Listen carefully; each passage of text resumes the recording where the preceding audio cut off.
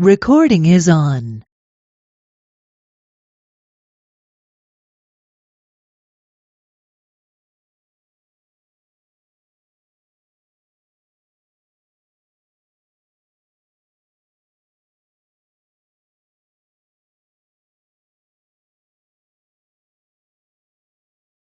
All right. Good morning once again, everyone, and welcome to today's section. I trust we had a restful night. How are we doing this morning?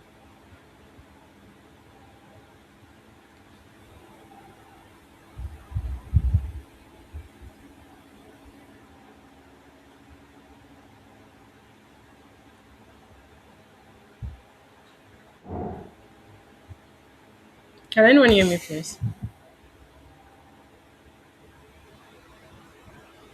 I can hear you, ma. Okay, okay. All right.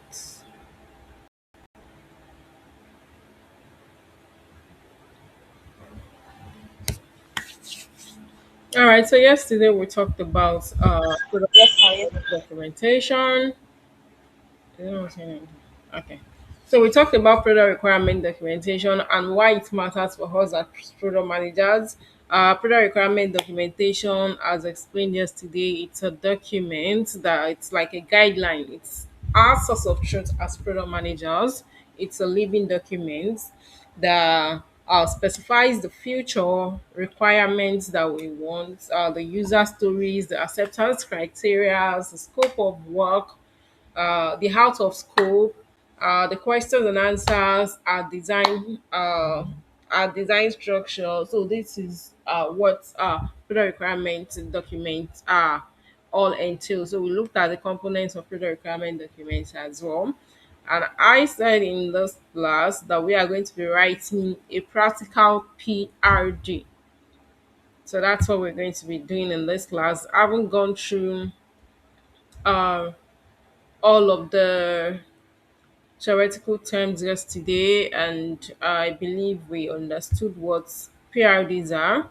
So we would also be practicalizing what we've learned in our previous class, and that's what we're going to be doing today. So we're going to be writing our product requirement documentation. Just give me few minutes. Let me share my screen so I can share the document. Then we'll write at home.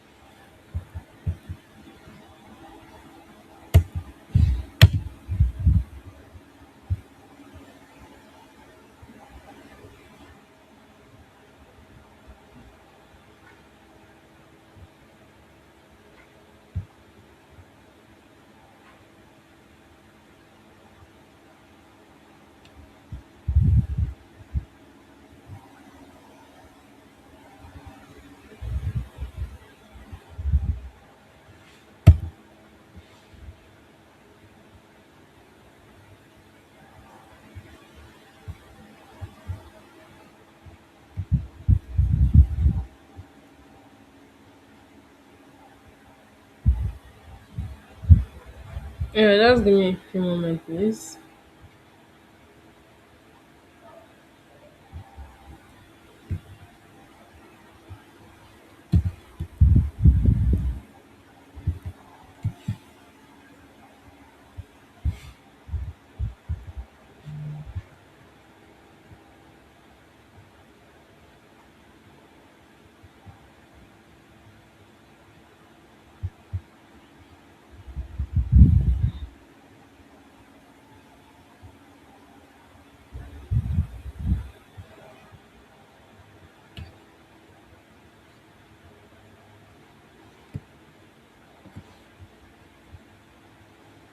Okay, please confirm that you can see my screen.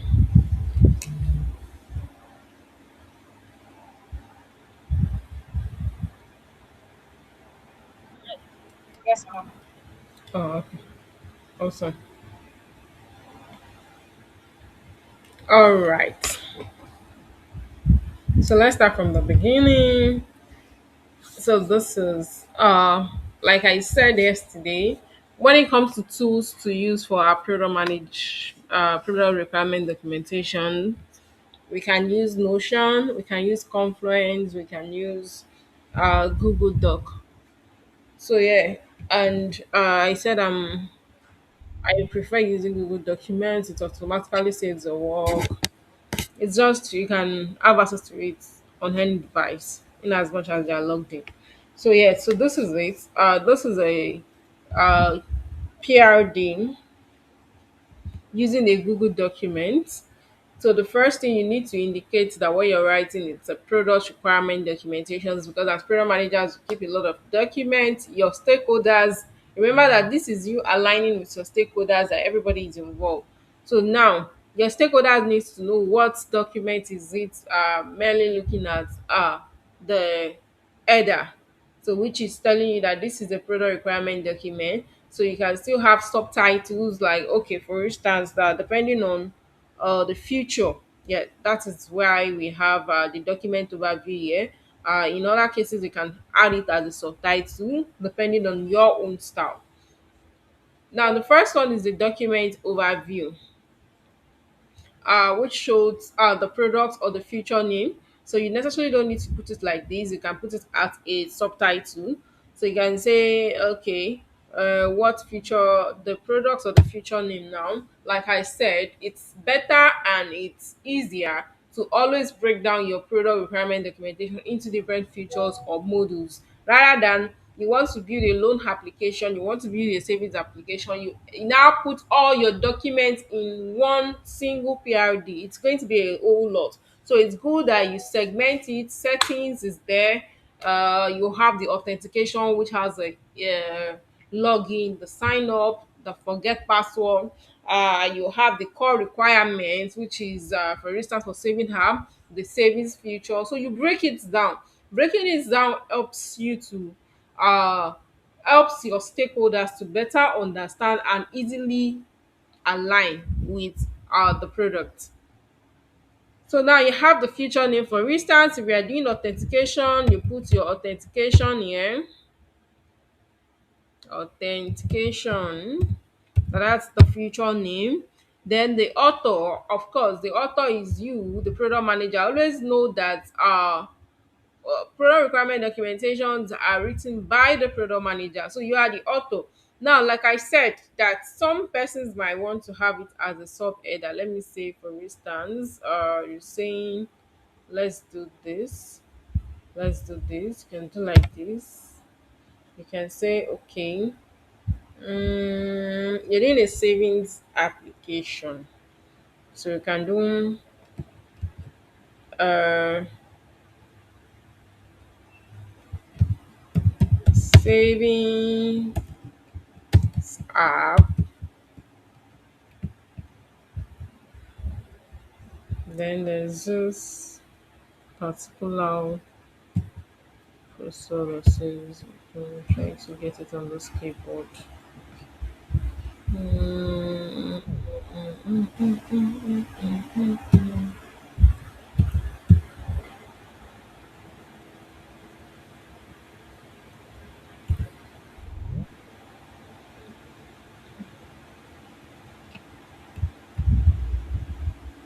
saving tab. Then you put your, there's this particular symbol I'm looking for. Let me go to insert.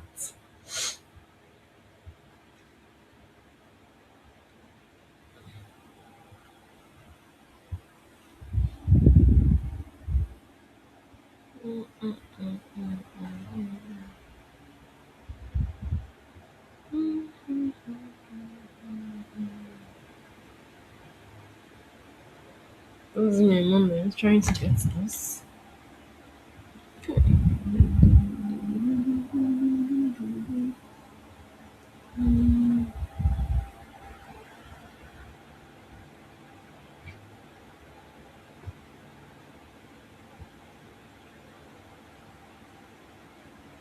Not arrows.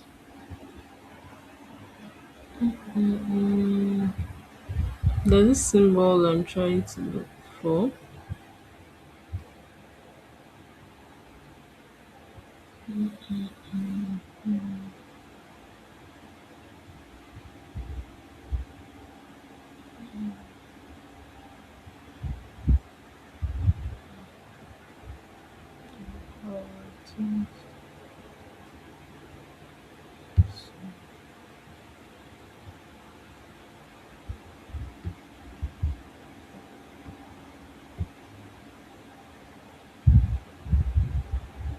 I don't know why I'm not getting it on my keyboard.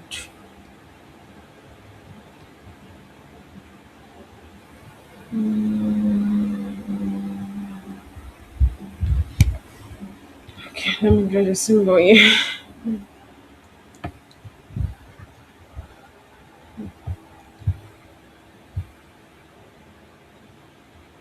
Yeah, perfect. This is what I'm looking for. What's it called? Vertical line. Okay.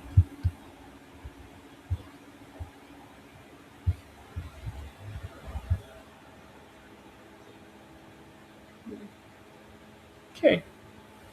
So here we go. We have it.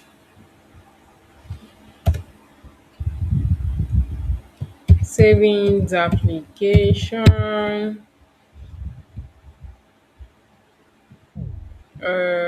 Let's say we are doing mobile app first.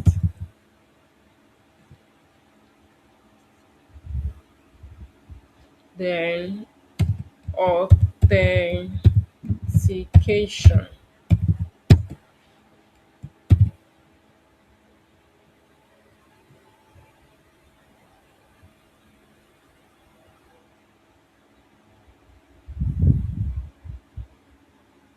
So you have something that looks like this.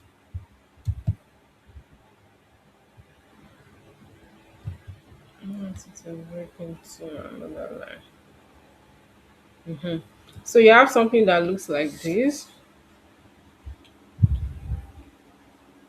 Then for the author,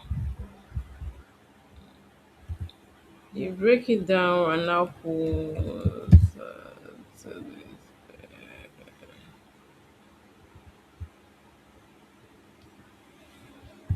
so did you see that? You can come here. You can come here to reduce this. Remove your bold like this. So all of this document overview now. Now you can even have your status. Still use this your symbol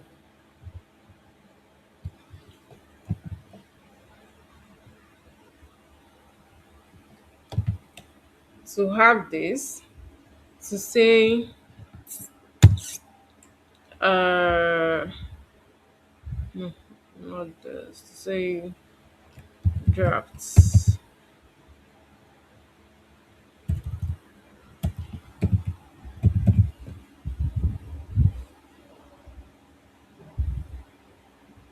Then you can have your version, maybe version one. So all of this your product overview now you are putting it in your sub header. So whichever way works for you, you can use. So I'm showing us the two method that you can use. You can use this. You can also use this by putting your author here, your date, your version, then the status here. But you can also add it as your sub header. So that's one. Then the second one is the background and the problem statement. Remember that yesterday when we were looking at the segments, the sections in a PRD, we talked about the problem statement that every PRD needs to have a problem statement. Why? Because this keeps your developers in track. Like they know why, they know what exactly they are solving. Without a problem, there is no product. So why you're having this is they know that this is the problem. They have it at the back of their mind.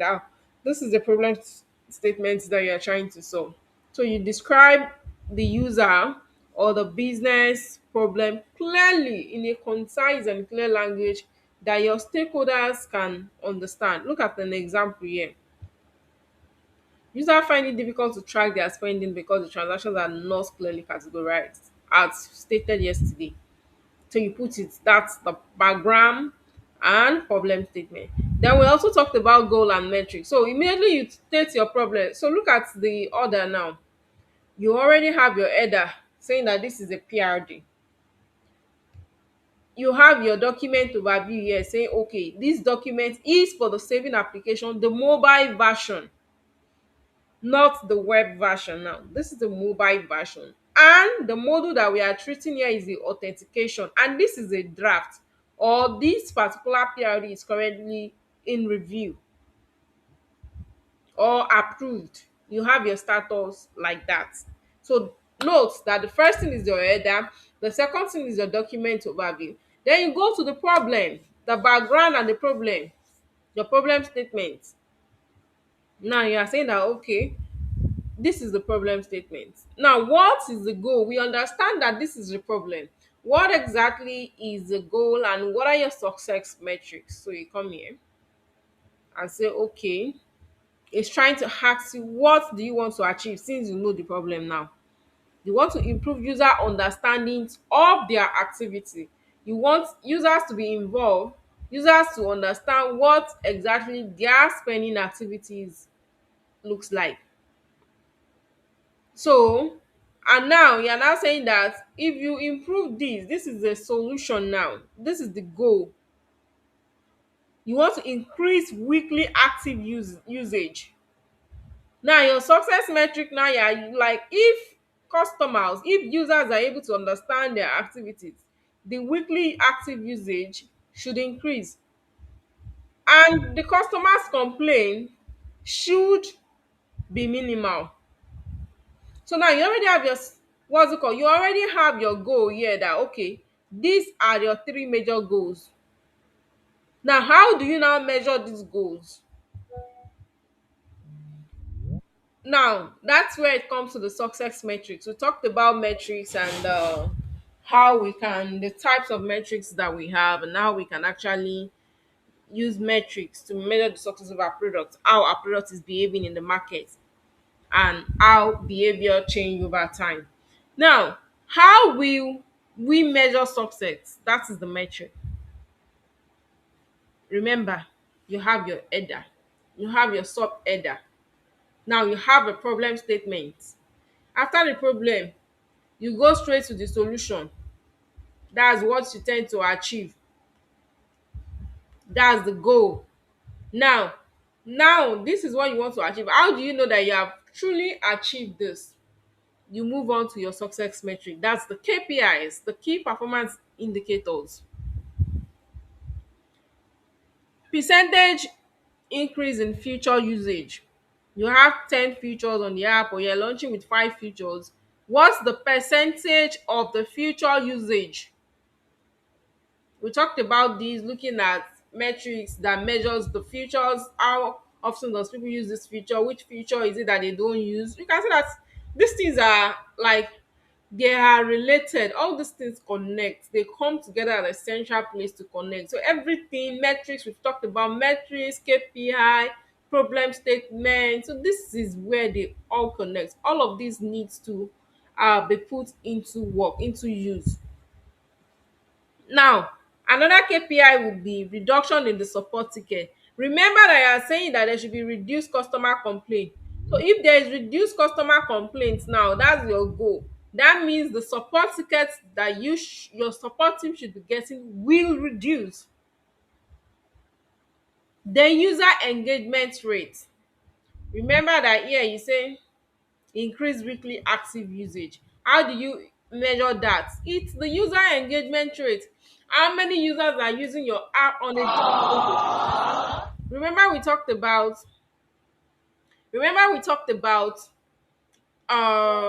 what's it called, we talked about DAU, that's daily active usage. We talked about MAU, monthly active usage. So all of these things, you can see that they are coming to place now, like they are coming to play in the role that we play as product managers.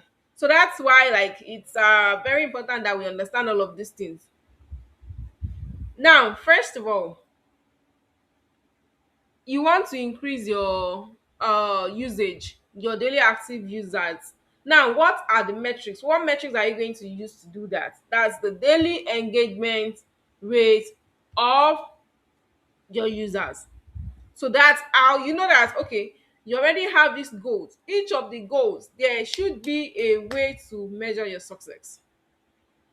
And that is why we come about the user engagement rate for the success metrics.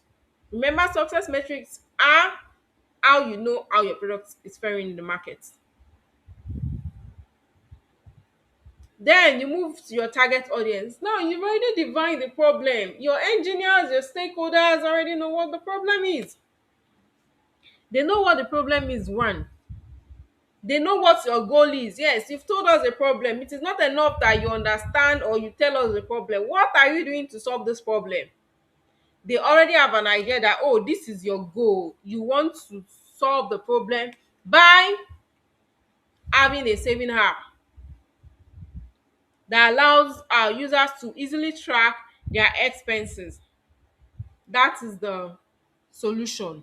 Now, how do you measure success? You'll be able to measure success if the engagement rate increases, if the number of support tickets decreases. Now, who are your target users? Who is this future for? You can see that this is specifically talking about future. That's why I said when you're writing your product requirement document, do not write one PRD for a whole product. A whole product has a lot of features. You can only just break it down into features. It makes it easier for your engineers to be able to understand you. You're not saying that who is this feature for? Who are your primary users? Who are your secondary users? Okay, my primary users can be, let me say, young people in the tertiary institution. My secondary users can be uh traders, business people. So you have to specify. Why are you specifying this? You are specifying so that your engineers understand that these are the type of people you they are building for. It is not enough that they understand the problem. It is not enough. It is enough only when they understand the problem and the solution that they are trying to build and the people they are building for. Your engineers are building, they have in mind that this is the problem. Without problem, there is no product. This is your goal. This is the solution to the problem. That's your goal. Now, this is how you measure your success. Now, who are these products? Who are these future for? They understand that fact as well. Let them know your primary users, let them know your secondary users. So, example of primary users, mobile banking customers age 18 to 35. You can have your secondary users as well. Now, we now come to the user stories. They know that your users are mobile banking customers that are age 18 to 45. Now, how do you now relate it to them really understanding how the customer now, the users are approaching the use of this feature? That's when your user story, remember we talked about user story and I said these things are what are building up how we're going to build our product requirement documentation. So your user stories will now be okay, you already know your primary users that they are mobile banking customers. Now you now come as a user. Remember that we use authentication for this PRD. Now the features will now be you can tabulate. I prefer my own style of prayer requirement document is usually tabulation form. And when we go to the next term, I'll show us like that's when we'll now be writing practical PRD. I'll show us how that works. Now, instead of just listing it like this, me, I believe when you tabulate, it organizes your work better. It makes your work look neater, easily comprehend. Rather than me, I'll now you look at this number 4. What's the future? Then under it, I'll now start reading the user stories and all of that. I want to put this in a table so that it looks smaller. It looks smaller than when it is there. So let's go to the user story. As a user, you put your type of users. We talked about the format of user stories when we talked about stories earlier this week. I want to do this. First thing first, sign up as a user. As a mobile app user now, because you need to put the type of user like I said. Now, you might not put it here because on the header of your PRD, you already have mobile app. Your engineers have it in mind that the PRD they are looking at is mobile app, but you can still go extra mile to put it like at a mobile app user, so that they understand the type of user. Especially, okay, where this is even more important and necessary is, for instance now, for this mobile app user, if there are different types of users like the corporate users and the individual users. Some banking app have different users. So in that case, you have different users already. It's very important that you indicate the type of user. It is very important that you indicate the type of user. So you cannot say at a corporate user. You can say at an individual user. So now you are letting your engineering team understand that this particular feature, I am doing it as this type of user. So it's very important that you let them know that I want to sign up, do something. I want to sign up. What's that action? I want to sign up. So that what do I gain when I sign up? What's the benefit of signing up? So that I can have access to the app. It's as simple as that. Like I said, when we talked about user story, your user story should not be too long. We are not asking you to tell 5 lines, 6 lines, 10 lines of story. No, very short, simple, straight to the point. Keep it short and simple. KISS. Keep it short and simple. So see the example here. As a user, I want to categorize my transactions so that I can understand my spending habits. It's as simple as that. If it is for authentication, say I want to log in so that I can regain access to the portal or the platform. I want to reset my password so that I can have access to my account when I forget my password. So the user story is so simple that it doesn't bore your engineering or your other stakeholders when they are looking at it. That's why I said when we are writing, we need to write modern PRDs, not the old way. The old way that is 30 to 50 pages. I asked us yesterday, and many people were like, oh, it's going to take them like a month. It's going to take them like 2 to 3 weeks to be able to finish a 30 to 50 page document. And it is not only enough that you finish it. What about those that are going to read it?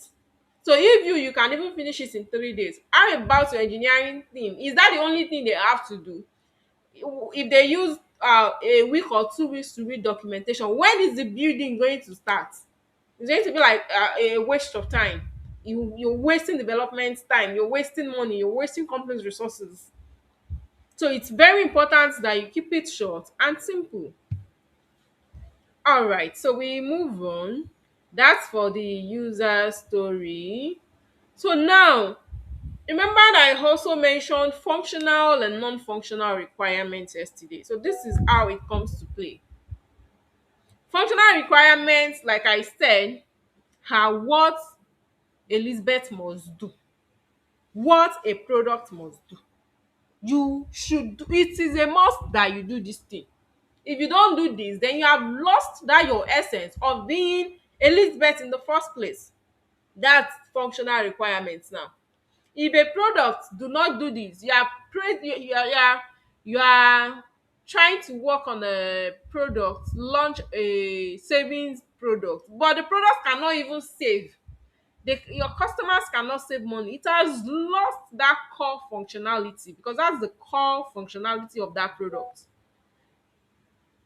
Your users cannot sign up. Your users cannot categorize their savings. So more what you must do is different from what you should do. Functional requirement is what you must do. Non-functional requirement is what you should do. What you should do that Elizabeth should behave herself in public does not mean Elizabeth should truly behave herself in public. Elizabeth can choose not to behave herself in public. So that's non-functional. So if Elizabeth does not behave herself in public, that means there is a bug. Something is wrong somewhere. As a normal human being, common sense should tell Elizabeth that Elizabeth should behave herself. But if she doesn't behave, that means something is wrong. That's a bug which should be troubleshooted. So it's different from what is a must for Elizabeth to do that. Okay, it is a must that Elizabeth, in as much as Elizabeth is alive, Elizabeth must breathe. That one is a must. So let's always relate it when we talk about functional and non-functional requirement. So the first one is user can view all transactions. So what's the essence that you have a product you cannot view all your transactions? Users can assign a category to a transaction, whether personal savings, purchases, in that order. User can edit or remove a category. User can reflect changes can reflect immediately. So it's usually clear and testable. Note that your functional requirements are testable. Now, I talked about acceptance criteria when we talked about user stories as well. Acceptance criteria now will now help you, like, okay, for this your functional requirements to work, what are the acceptance criteria? As a user, I want to categorize my transaction. What are the acceptance criteria for me to categorize my transaction? User can select a category from a predefined list. Now, users can select a category from a predefined list, meaning your engineering team will know that it is not that users will type, it is a drop down option.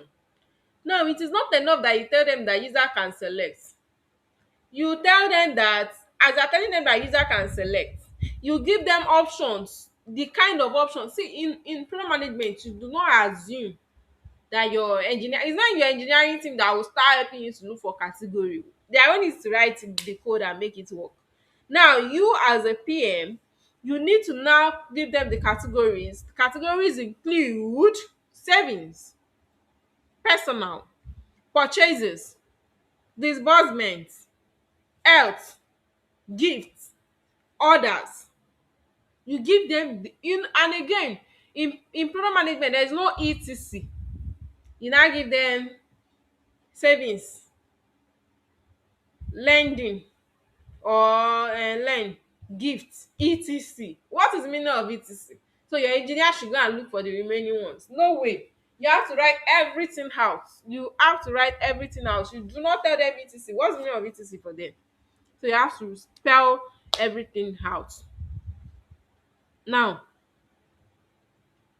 users can save the selected category. So this shows them that in categorization of their transactions, they can always save their category. Category is displayed on the transaction.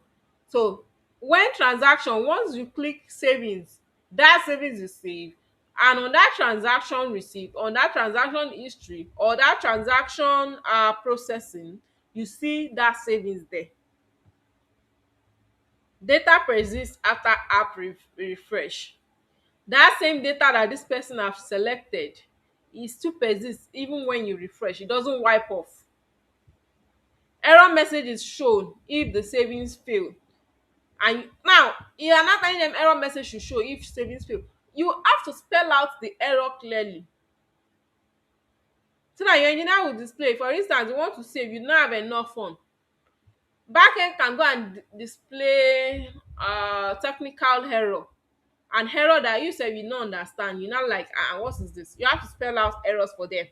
Error messages, have another document that says error messages. If you can, for bigger companies or organizations that have content writers or content team or marketing team too can help you with content, like different weddings that you can use. For instance, when you want to save money, there isn't sufficient fund, so the kind of error message you want the customers to see, so they can help you with an intuitive one, more user friendly weddings.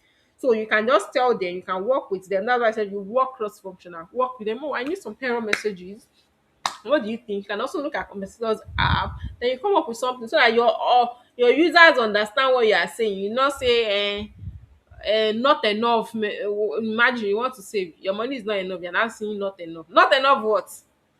You have to specify this so you can work with your content or marketing team to help you with uh weddings or words or phrases that you can use when it comes to error messages. Not just error messages, messaging itself. And that's why we talked about, when we talked about the structures, the components that a PRD should have, messaging is there. All of those messages that will be displayed. Most times too, when QA check, QA2 can come up with things like, oh, this particular error messages, don't you think if you have it like this, it's better? Then you as a PM, you look at it, okay, okay, what do I think? Okay, let's go with this. Engineering team, work on this. So that should be shown. Then we have the non-functional requirement. It's optional, but it's important. Like I said, it's optional. It's optional that Elizabeth behaves herself in public, but it is important that she behaves. So now let's look at it. How should the system behave? That's how it should behave.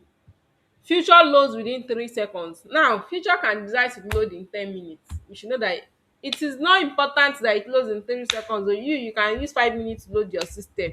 That means customers experience will not be great.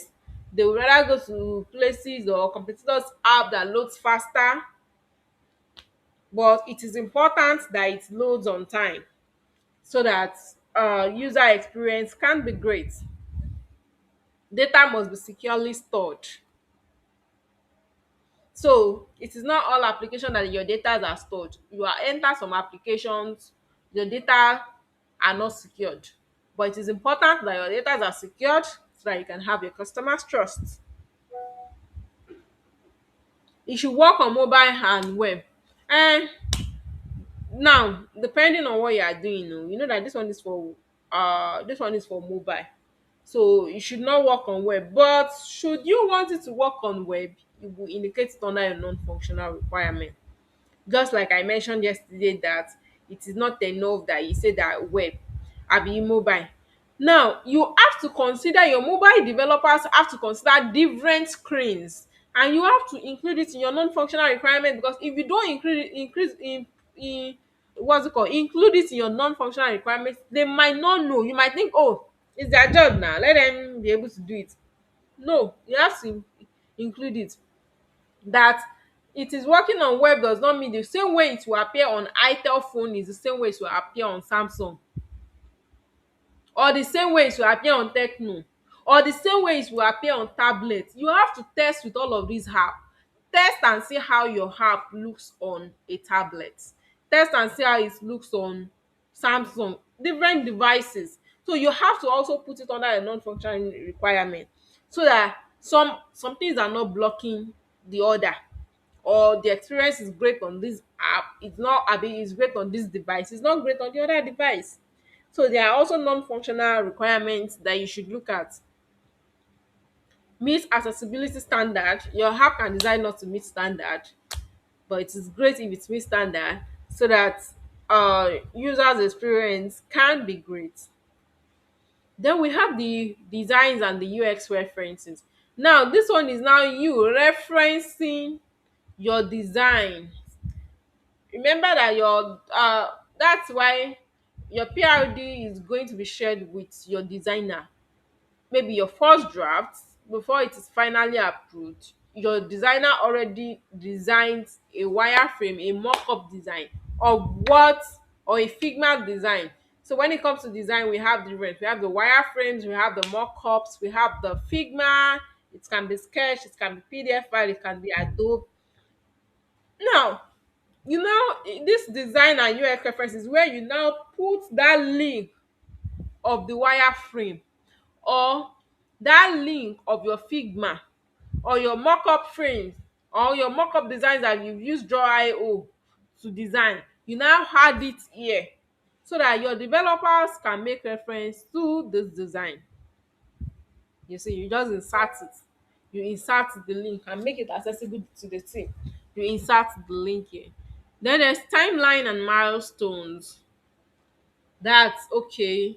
What are the phases? Okay, and the description. Okay, the discovery, the research alignment. Okay, it's going to take week one. Development feature build is going to take 3 to 4 weeks. So you have your milestones indicated as well, so that everybody is aware of what is going on. Then dependencies and constraints that we talked about as well should be here.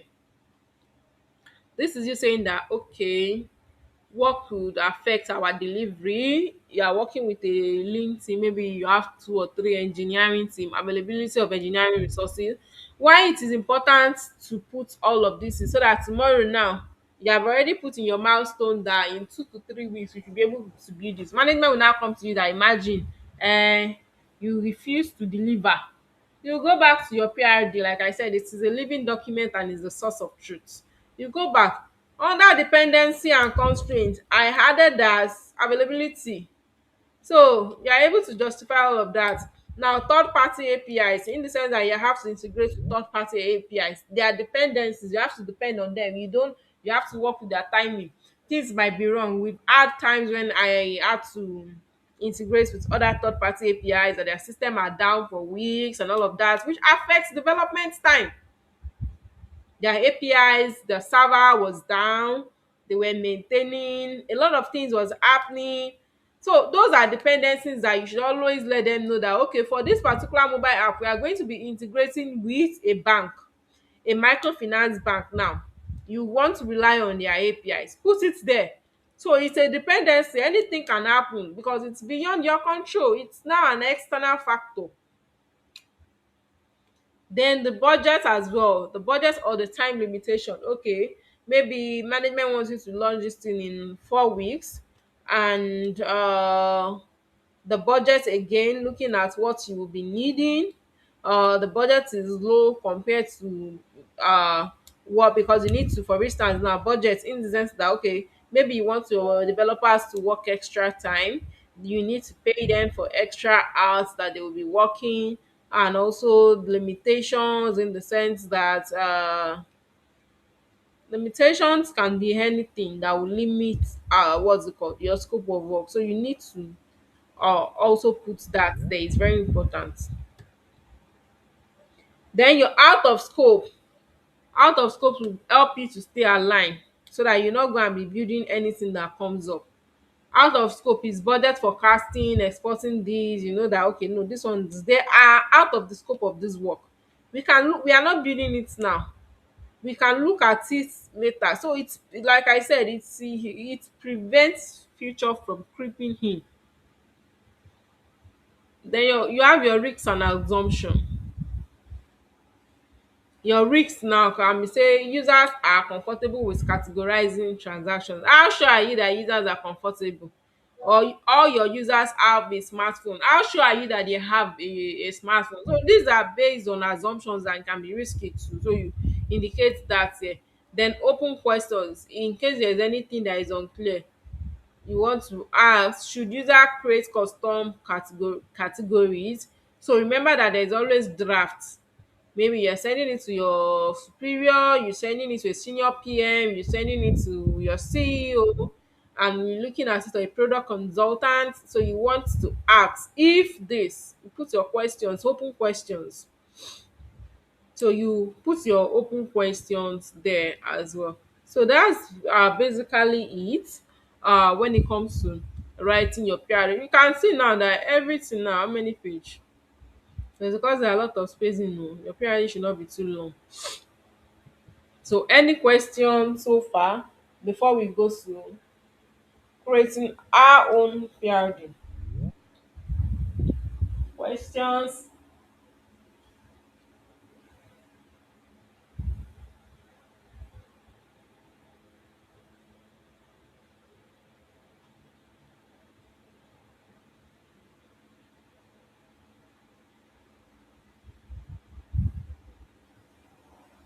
Do we understand at all?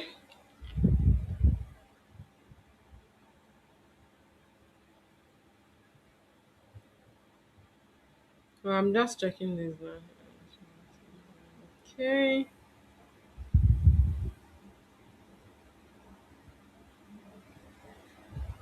Please, can you hear me and can you see my screen? Chika is saying she cannot see my screen. Ma, I I can can see hear it you, now. but I think my network is breaking. Oh, Sorry. okay. Okay, okay. Yes, ma'am. All right. So, do we understand everything that was said?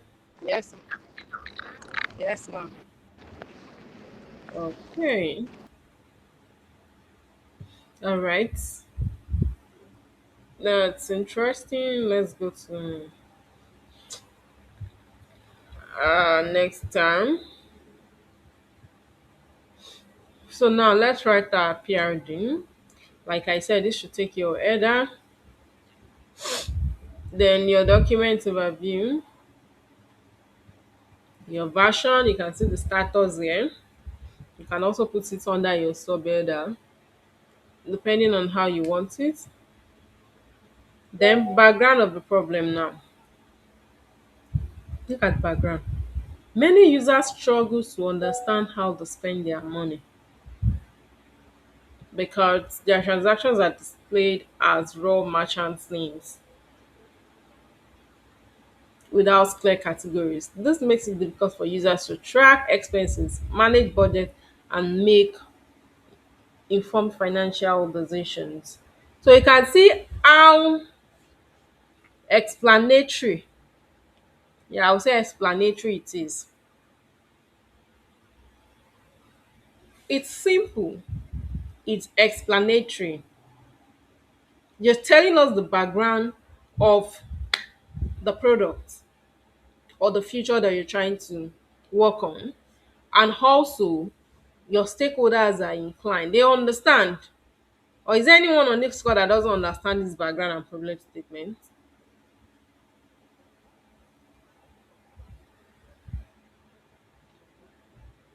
Is the background not clear enough and the problem statement? Let me know if it's not clear enough.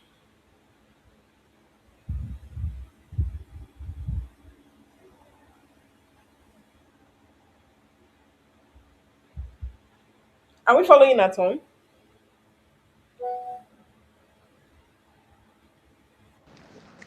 Yes, ma'am. Okay. But is the problem statement and background clear to us? Let me know if it's not clear for this PRD. Please, can you come again? Because me, I'm even in transit, so I'm just Yeah, trying I'm to saying that like. look at the background. Okay, let me come again. Many users struggle. This is a practical PRD now compared to the first one I showed us. The first one I showed us was just sample. Now we are now using this as a practical PRD. Background and problem statement. Many users struggle to understand how they spend their money because their transactions are displayed in raw merchant names without clear categories. This makes it difficult for users to track expenses, manage budgets, and make informed financial decisions. So I ask, this background now and problem statement, is it clear enough?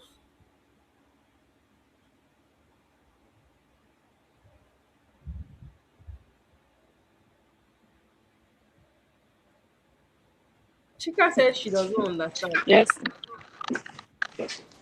Okay, Chika, let me know which part or what part is it that you don't understand so that we can look at it.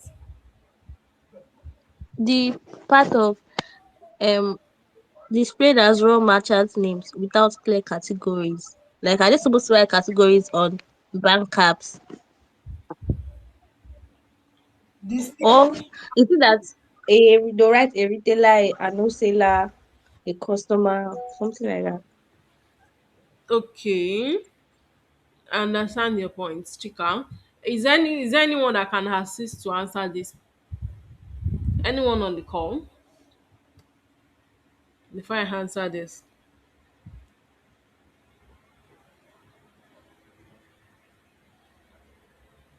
Anyone, or is there any other person that is also having that difficulty?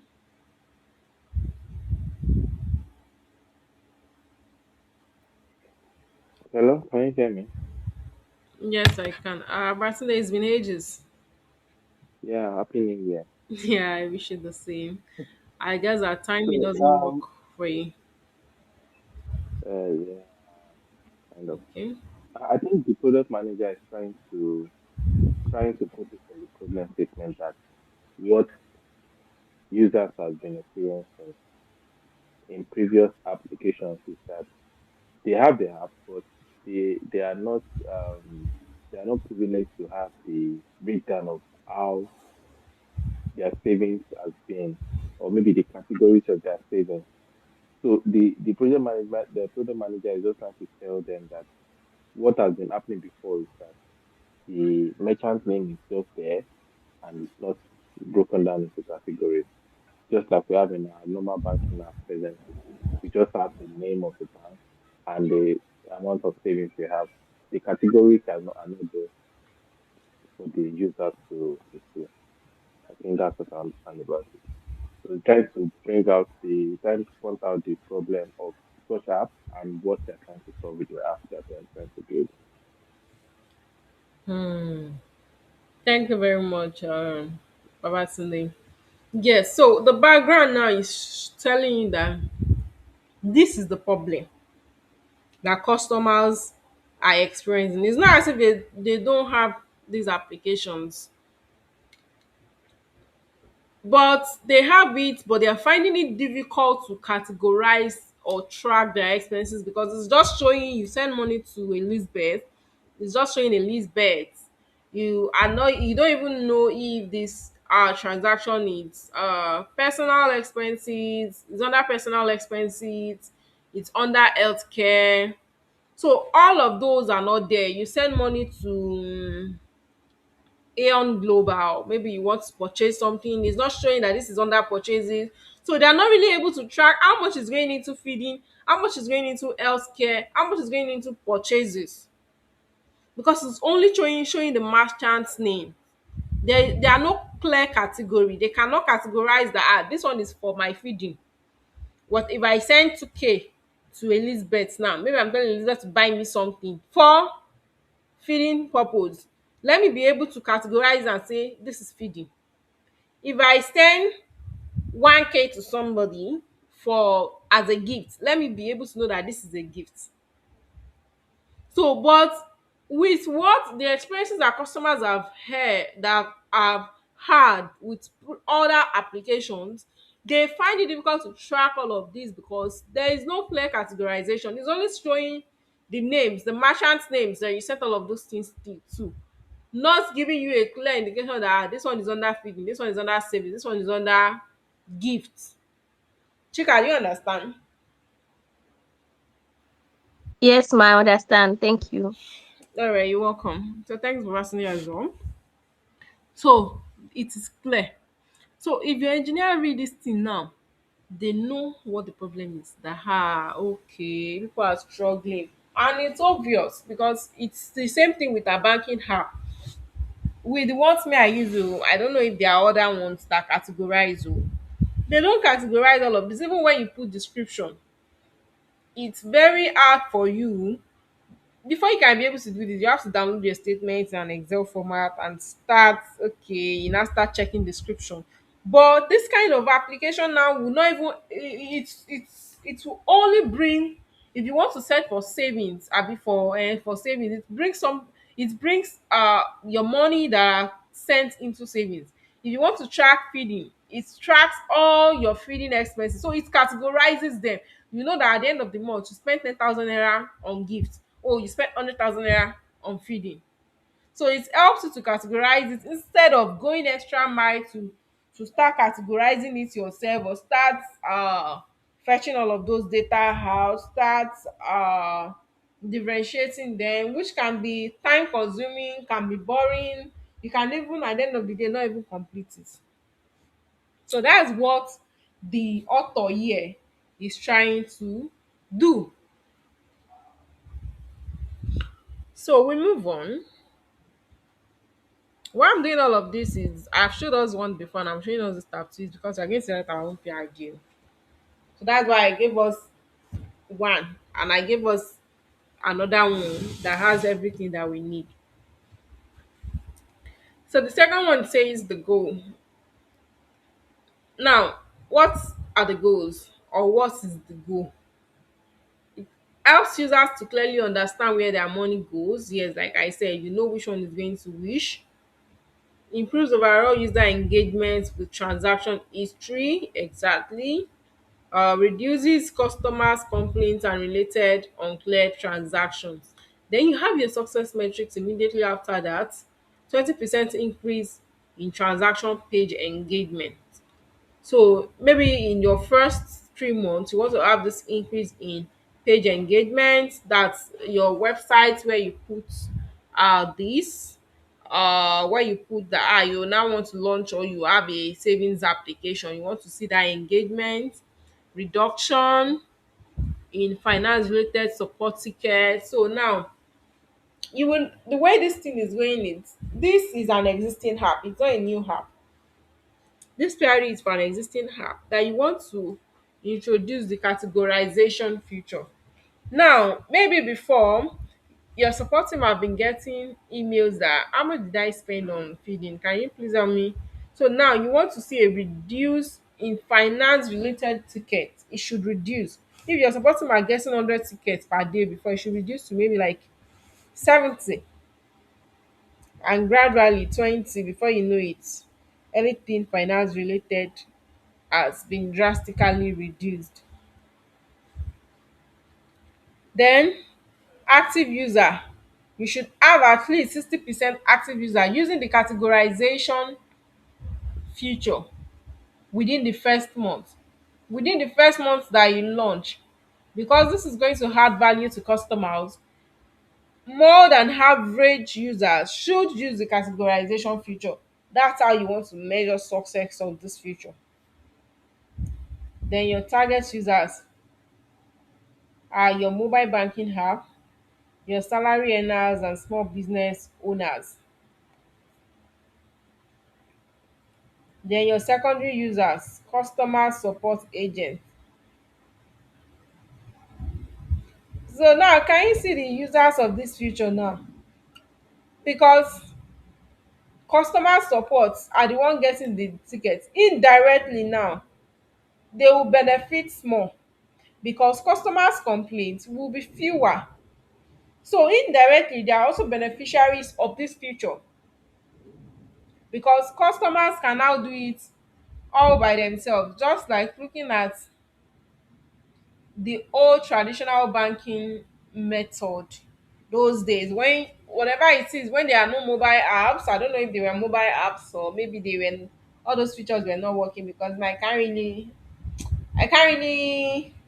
wrap my head around what was happening as at then, when even if you want to save money in the bank, you have to go to the bank.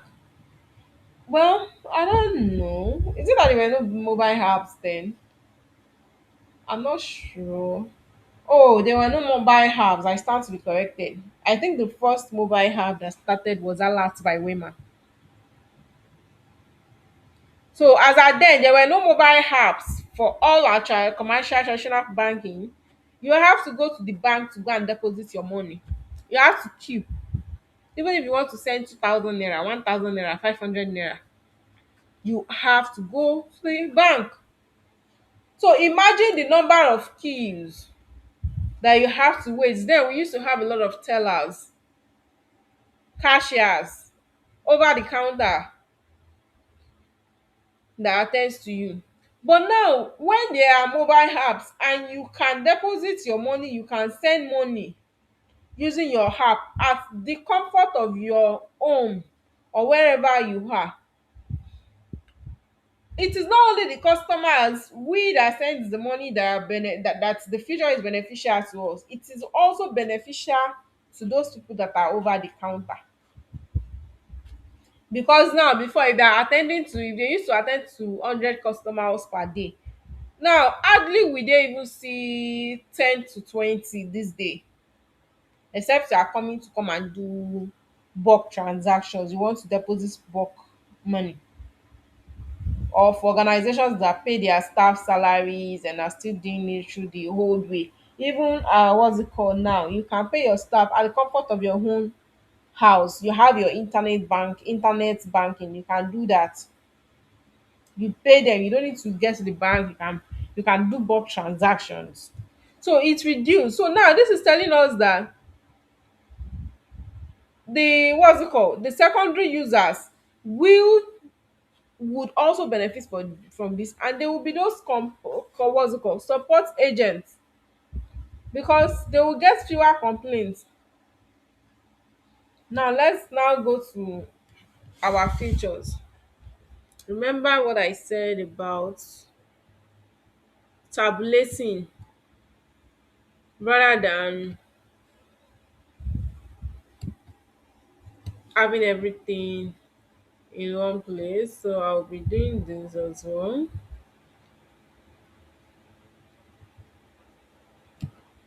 So we're going to be writing our product requirements.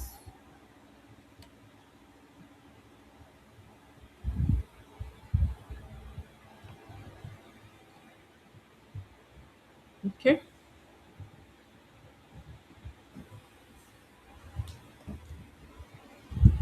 So this is what it's going to look like now. You have your number one.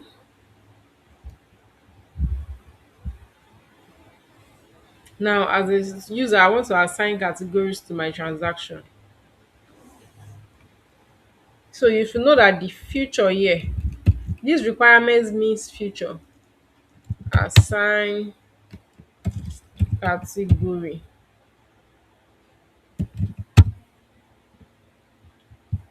Then now your acceptance criteria will now be one. This is going to be taking more of a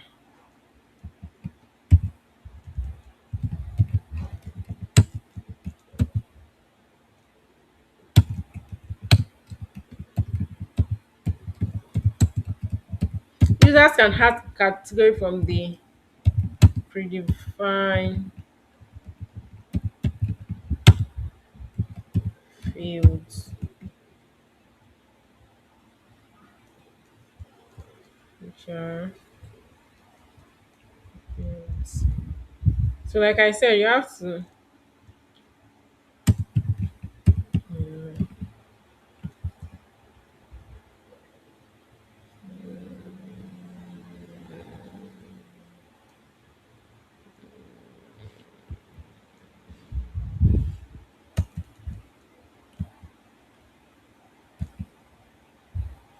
savings,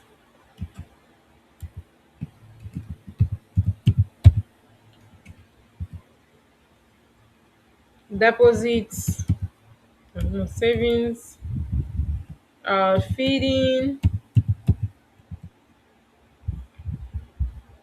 education, Transport, is that transport, transport? Yes, transport. Which other one can we have? Burime, Refreshment or how can we entertainment? Is entertainment the right word? yes, entertainment, yes, entertainment. Entertainment. Then we can have orders. So that orders, you now tell them that in brackets, when user clicks on orders,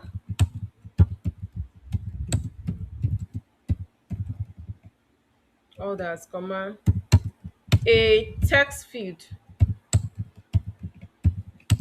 appears for users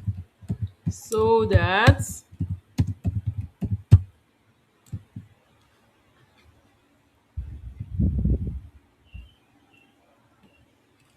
I can see details, so that I can get details about a specific category.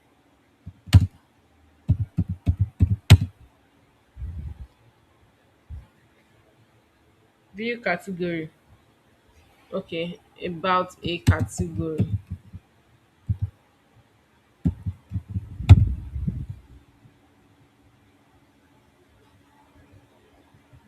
So this should be viewing the details of a specific category, the details of a category. Then there will now be view categories. So this one now, you want to view the details of a what's it called, of a particular category. So you now say, okay, your acceptance criteria will now be user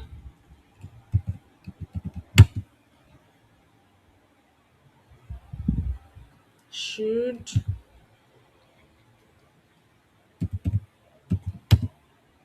be able to view specific category from list of categories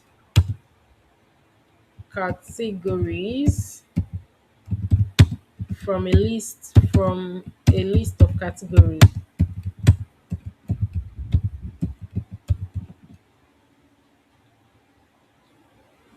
So you can say what's our number two acceptance criteria again.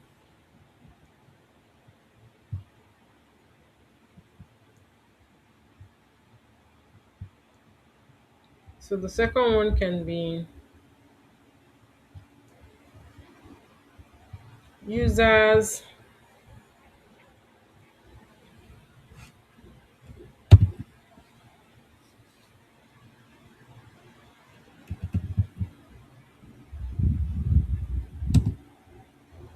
no the latest updated updated history, no, or updated information about a category should be displayed. Only categories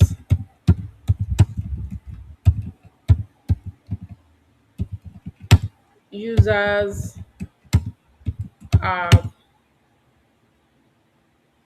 categorized, or no, users have used should be displayed. If you have not used entertainment should not be displayed.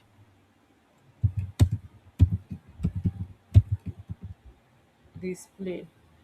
Now, that is one thing. Now, you now go further under your user story now.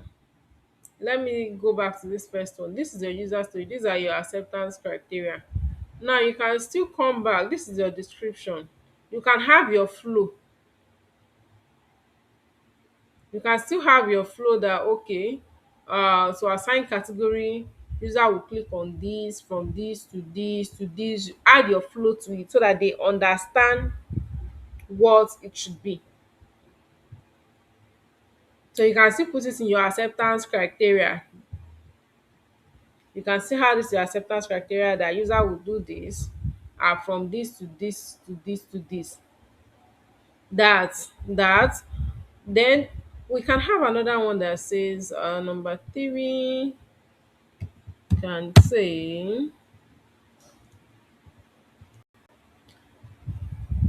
viewing all categories. View all categories.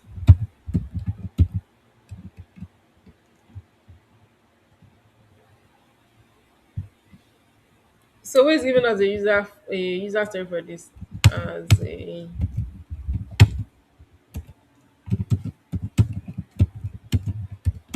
I want to. I hope you guys are with me and following though.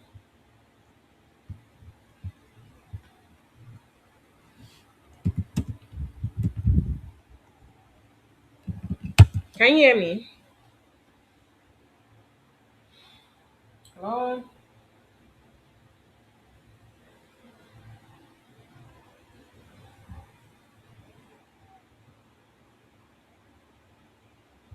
Can anyone hear me at all? Yes, ma'am. Yes, ma'am. Yeah, Yes, yeah. ma. Okay. I hope you are following. Yes, sir. Because I wasn't hearing anything. Okay. Let's go back to the beginning. Okay. I want to view all categories. See different options. So I can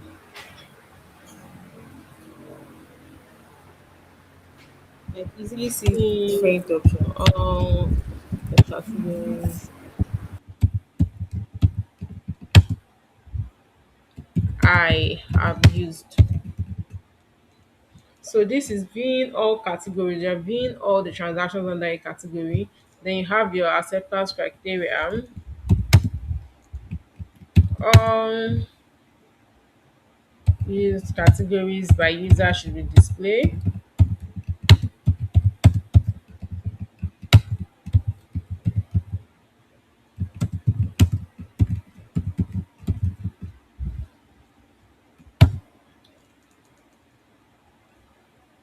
Displayed.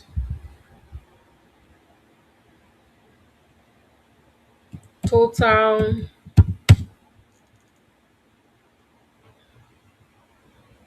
amount of each category should be displayed. So you can go as many as you want. Put your flow how you want it to be. User clicks on this from this to this. Like as you want, we put it there. So now we add this is a requirement, these are the so you can let's see. I'm coming. You cannot do something like this. You can do something like this here. Since we are using the tabulation format now.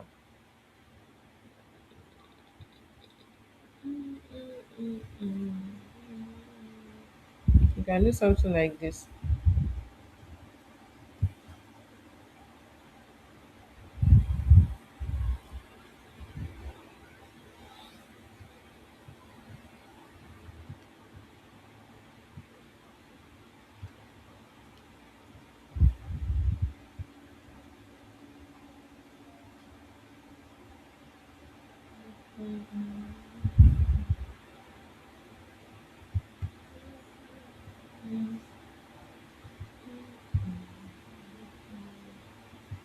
I'm trying to make this.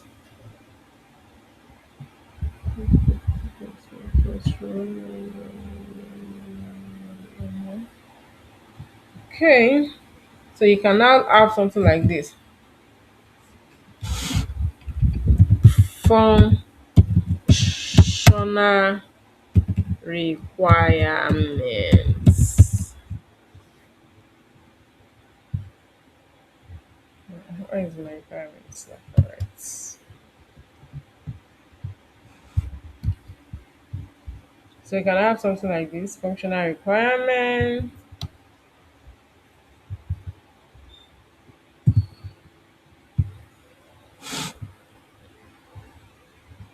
Then you come here.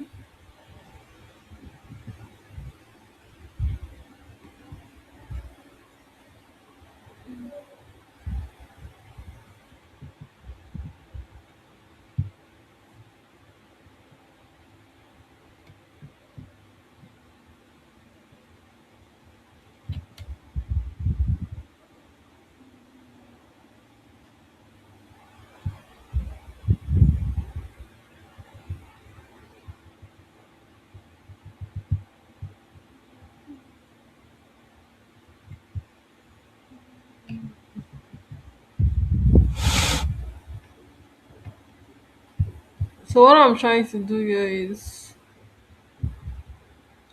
I'm creating I'm trying to differentiate the functional and the non-functional requirements.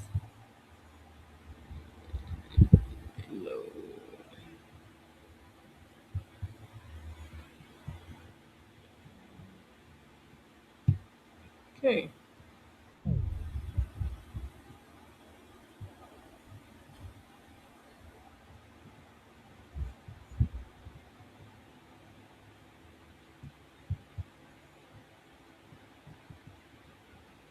So yeah, you can now have your non-functional requirements.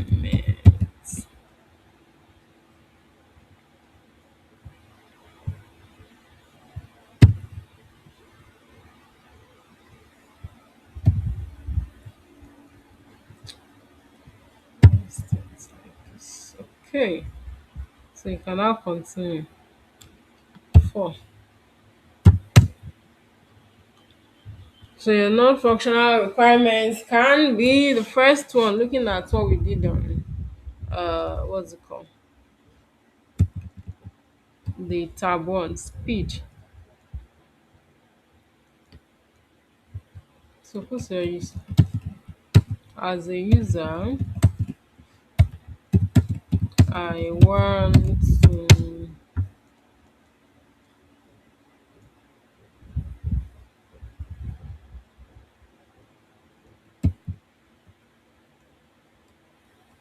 I want to we are still talking about yeah, I want to categorize my transactions as quickly as possible, as fast as possible, as possible, so that I can do other things on the app.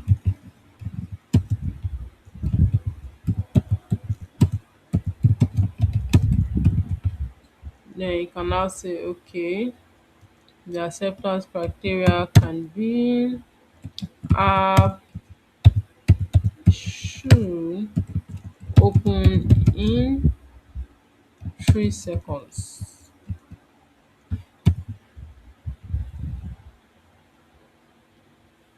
Then you can say the app should open in 3 seconds. Um, Transaction speed. You can everything that you need can be a transaction speed should be fast as possible. So that's an example of your non-functional requirement. So you indicate which one is functional and which one is not. So let's go to the next one. Due to our time. So we've written our requirements. Now I'll go to the first term for us to see. This is a functional requirement. This is a non-functional requirement. How the system should work. We have it here. Note for your non-functional requirements, it's not important that you put your user story, but if you can still put your user story. So our next one will be the designs and the UX references.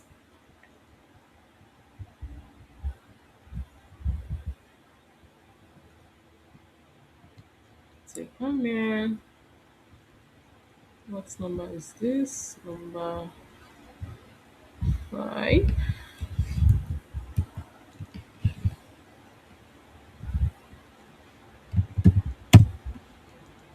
So here you can now put the link You can say categorization name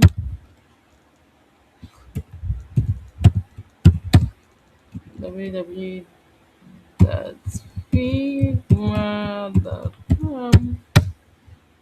Yeah, it should be accessible for them. Like once they click on it, they should be able to access the design. Then another one should be the timeline now.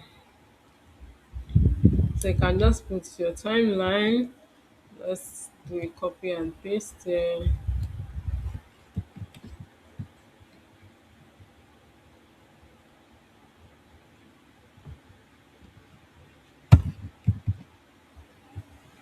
So this you can tabulate it. It makes your work neater.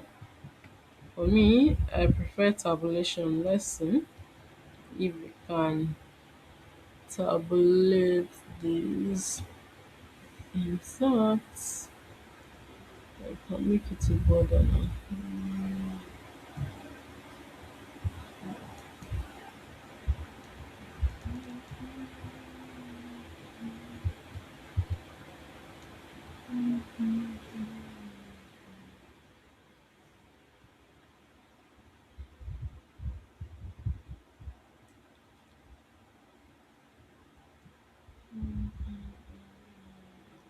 It's not working for it.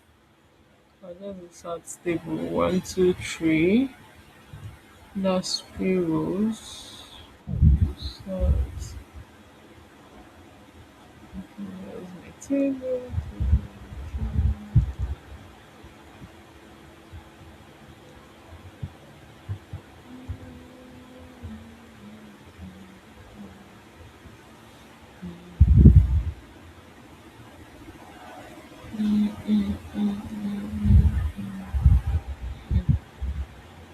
Okay. So you can just put this here.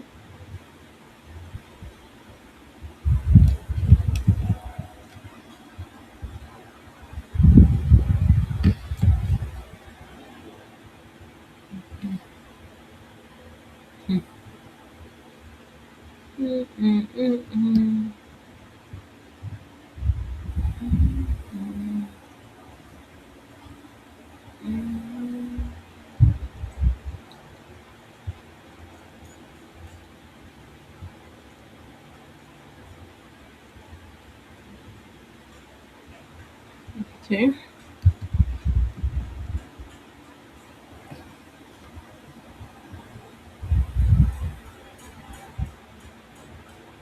This description of the timeline. So let's do this.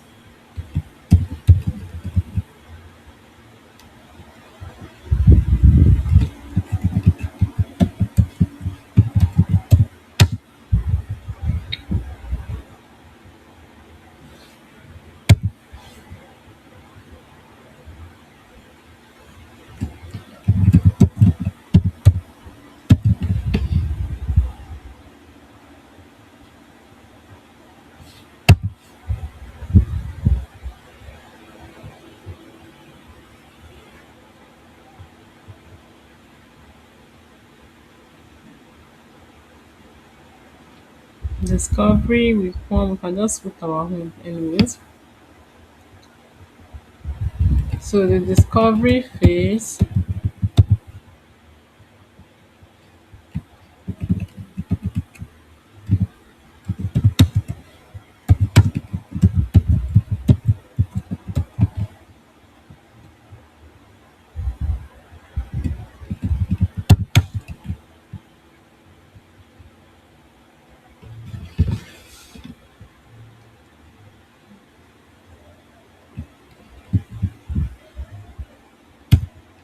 And say okay, what we discover, implementation,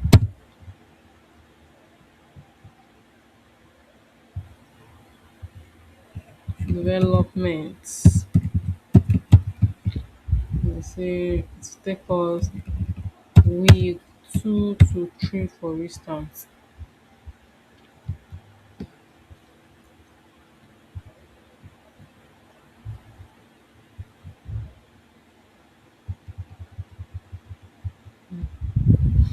So you just tabulate it so that the stockholders are aligned and it's easier for them to be able to capture it.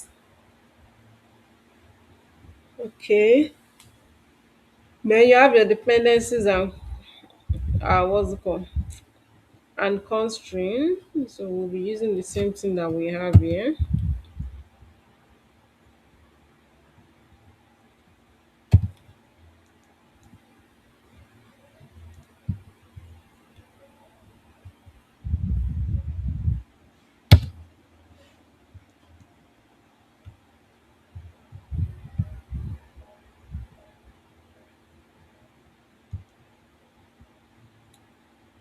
Then you're out of scope as well.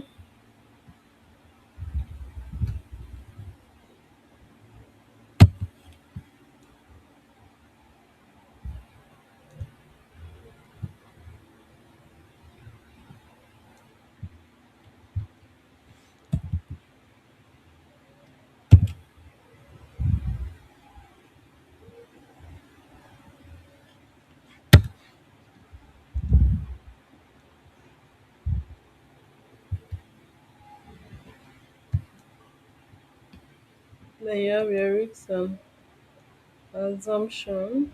That's taking two.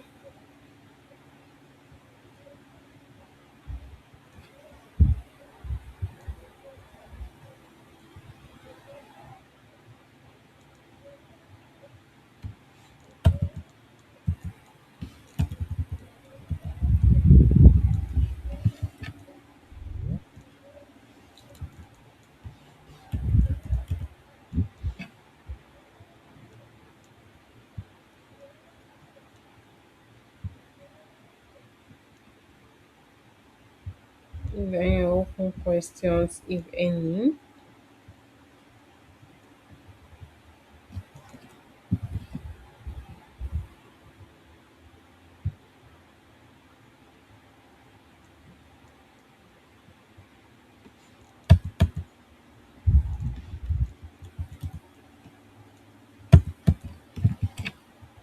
Then you have your open questions there. You can say, um, should category be suggested for users after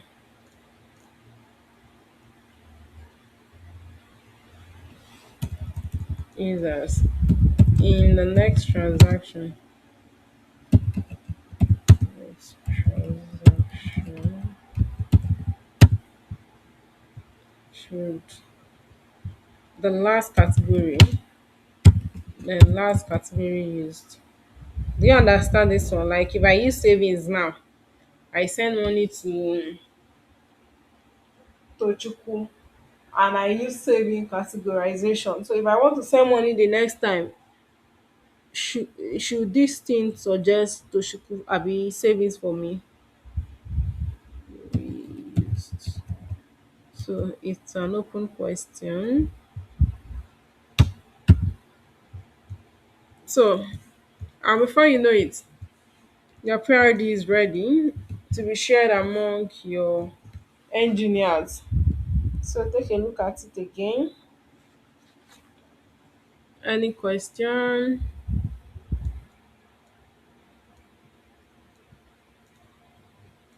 But do we understand? Can we write our own PRD now? Because we're going to be writing PRD for those beautiful product ideas that we've talked about, that we've done in our assignment before now. So we'll write PRD for a future, not one future. Oh. It will be a future, sure. Like that particular future will still have some other things. Let me give you the logic now. I'm coming. Just a moment. I want to share this document with us all so that we can look at it. So I'll be sharing. I'll share the link via the chat box so that we can also take a look at it. Just give me a moment. I'm trying to do that here.